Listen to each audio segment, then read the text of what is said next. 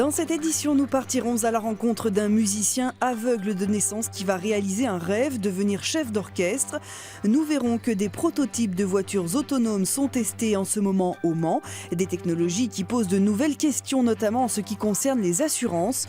Mais on débute avec ce fait divers en Dordogne. Il y a quelques jours, un motard a failli avoir un très grave accident à cause d'un fil barbelé installé intentionnellement au milieu d'un chemin.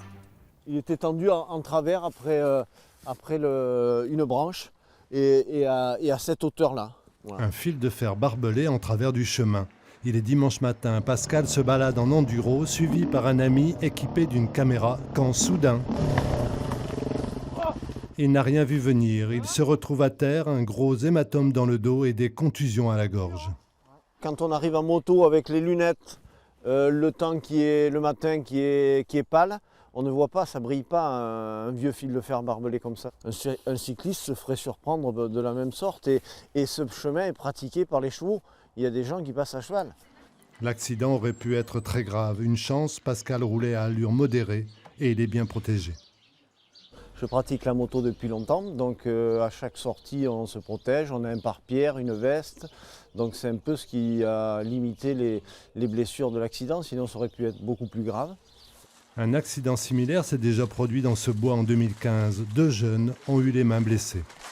2 jeunes pratiquants de la motobike. Je suis venu avec le directeur du service technique et les 2 jeunes. Nous avons constaté qu'il y avait du fil barbelé au sol, qui jonchait le sol, et que ce dernier avait été mis en travers. On ne comprend pas ce genre d'attentat qui a été mis en place. C'est pour faire quoi ? La police aurait enquêté depuis, mais en vain. Reste qu'à Marsac, quelqu'un menace la vie d'autrui, en toute impunité. Les voitures autonomes pourraient bientôt faire partie de notre quotidien, comme ici au Mans où des prototypes sont testés. Mais de nombreuses questions demeurent et cela concerne par exemple les assurances. Qui est responsable d'un accident quand il n'y a pas de chauffeur ? Il suffit d'appuyer sur ce petit bouton, de lâcher les mains, de lâcher les pédales et là on est en mode complètement autonome. Donc je ne conduis plus du tout et le véhicule va gérer tout son parcours. À ce moment-là, ceux qui conduisent cette Renault Zoé électrique, ce sont en fait ses caméras, radars, GPS et tous ses ordinateurs. C'est grâce à eux qu'elle va s'arrêter au passage de ce piéton. Donc on ralentit, une fois que le piéton est sorti de ce qu'on appelle notre voie navigable, le véhicule repart tranquillement.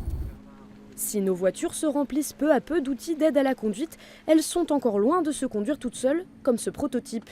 Il est développé à Versailles par l'Institut VDECOM, un spécialiste de la transition énergétique automobile. Mais de nombreux obstacles freinent encore sa commercialisation. Le gap entre les aides à la conduite et le véhicule autonome reste quand même un pas technologique important, et notamment au niveau des responsabilités, mais également en termes de législation, puisque aujourd'hui la législation n'est pas prête à autoriser des véhicules dits sans chauffeur ou des automates entièrement responsables de la conduite. Qui sera responsable en cas d'accident, le conducteur ou le constructeur ? Une question qui va forcément bouleverser le secteur de l'assurance. Ce n'est plus le conducteur qui sera responsable de l'accident, mais bien le système. Donc on va entrer dans des composantes d'assurance, à la fois certainement parce qu'il en restera au niveau individuel, mais aussi de l'assurance de l'ensemble du dispositif. Ces voitures autonomes devraient faire chuter le nombre d'accidents sur nos routes, mais selon les professionnels, le prix des assurances, lui, devrait rester le même. Dépasser le handicap pour accomplir un rêve, c'est ce qui va arriver ce week-end à un habitant du Pas-de-Calais. Jean-Louis Houry est aveugle de naissance, mais ce musicien va se transformer en chef d'orchestre le temps d'un concert.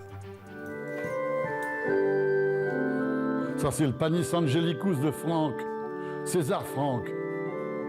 Quand Jean-Louis Houry s'installe à son piano, la maladresse liée à son handicap s'efface dès lors qu'il prend les commandes d'un instrument. Saxo. Aveugle de naissance, ses capacités musicales ont été repérées dès l'enfance à Poitiers. Etc. Ou alors des cordes.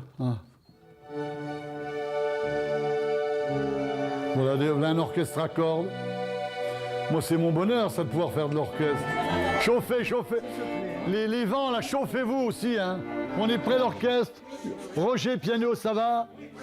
Bon, est-ce que tout le monde me voit? Une fois à la baguette, c'est certain, Jean-Louis ne passe pas inaperçu. À 77 ans, il va réaliser dimanche un rêve de gamin, diriger un orchestre et une chorale d'écoliers le temps d'un morceau. Soyez souriants et regardez bien devant vous. Je ne vous vois pas, mais je le sens quand vous chantez triste ou gai. Comment vous vous sentez? Oh, au ciel, c'est le bonheur. L'orchestre a été super, a été gentil comme tout. Moi j'ai affaire à des gens qui me comprennent, qui n'ont pas fait de différence, je crois pas, du fait que j'étais aveugle, je crois pas. Une opportunité unique offerte par la formation Opal Sinfonietta. Jean-Louis n'est pas un inconnu sur la côte, il a été organiste pendant 30 ans au Portel et désormais directeur d'une chorale à Boulogne.